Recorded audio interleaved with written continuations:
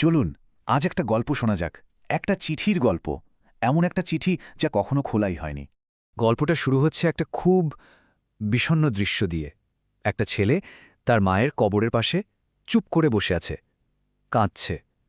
চারপাশটা একদম শান্ত, কিন্তু ওর ভেতরটা যেন তোলপাড় হয়ে যাচ্ছে। আর ঠিক তখনই ওই গভীর দুঃখের মধ্যেই একটা অদ্ভুত জিনিস ঘটল। ছেলেটা দেখল মাটি ফুঁড়ে একটা খাম বেরিয়ে আসছে। মনে হচ্ছে যেন কোনো গোপন বার্তা ওর জন্যই অপেক্ষা করছিল। খামটার উপরে কাপা কাপা হাতে লেখা কয়েকটা কথা।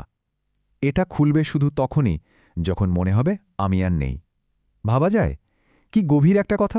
লেখাটা পড়ে ছেলেটা একদম থমকে গেল, কারণ এতদিন হয়তো মনে একটা আশা ছিল, কিন্তু আজকেই প্রথমবার ওর মনে হচ্ছে মা আর সত্যি নেই। এই অনুভূতিটা যে কতটা ভারী তা কেবল সেই বোঝে। আর ঠিক এই সময়ে যেন চিঠিটা খোলার ডাক এসেছে। ওর হাত কাঁপছে, খুব সাবধানে, প্রায় দম আটকে রেখে খামটা খুলল। ভেতরে কি আছে? মায়ের শেষ স্পর্শটা কেমন হবে? কিন্তু খামটা খোলার পর যা দেখল তার জন্য ও একদমই প্রস্তুত ছিল না। ভেতরে কিচ্ছু নেই, কোনো চিঠি নেই, একটা শব্দও লেখা নেই। চিঠির বদলে যা ছিল তা হলো ছোট্ট একটা আয়না।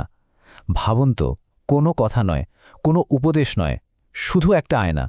এর মানে কি হতে পারে? একটু অবাক হয়েই ছেলেটা আয়নাটা হাতে নিল, নিজের মুখের দিকে তাকালো, দেখল শুধু নিজেরই প্রতিবিম্ব। চোখ দুটো জলে ভরা। ও কি মায়ের কোনো চিহ্ন খুঁজছিল আয়নাটাতে?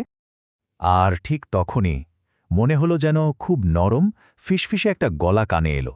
দেখতে পাচ্ছিস আমি কোথায় আছি? কণ্ঠটা ভীষণ চেনা, যেন মায়েরই। ছেলেটা চমকে উঠে এদিক ওদিক তাকালো, কিন্তু না, আশেপাশে তো কেউ নেই, সব ফাঁকা। তাহলে কণ্ঠটা এলো কোথা থেকে? ও আবার আয়নাটার দিকে তাকালো, আর তখনই ওর কাছে সবটা জলের মতো পরিষ্কার হয়ে গেল। ও বুঝতে পারল, মা তো হারিয়ে যাননি। মায়ের ছায়াটা তো রয়ে গেছে ওর নিজের চোখের মণিটাতেই। মায়ের হাসি, মায়ের মায়া, সবটাই যে ওর নিজের মধ্যেই আছে। এই ভাবনার সাথে সাথেই ওর ছোটবেলার একটা কথা মনে পড়ে গেল।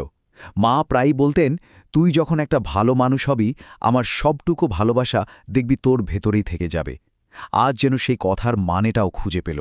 ছোট্ট আয়নাটা আর শুধু একটা সাধারণ জিনিস রইল না, ওটা হয়ে উঠল মায়ের ভালোবাসার ছোঁয়া। ও আয়নাটাকে বুকের সাথে এমনভাবে জড়িয়ে ধরল যেন মাকেই জড়িয়ে ধরেছে। ওর চোখে তখনও জল, কিন্তু সেই জলটা আর শুধু হারানোর দুঃখের নয়। সেই জলের সাথে মিশেছিল একটা অদ্ভুত শান্তি, আর ঠোঁটের কোণে ছিল এক চিলতে হাসি। আসলে সেদিন ছেলেটা একটা খুব বড় সত্যি বুঝতে পেরেছিল। মায়েরা আসলে কখনো হারিয়ে যান না।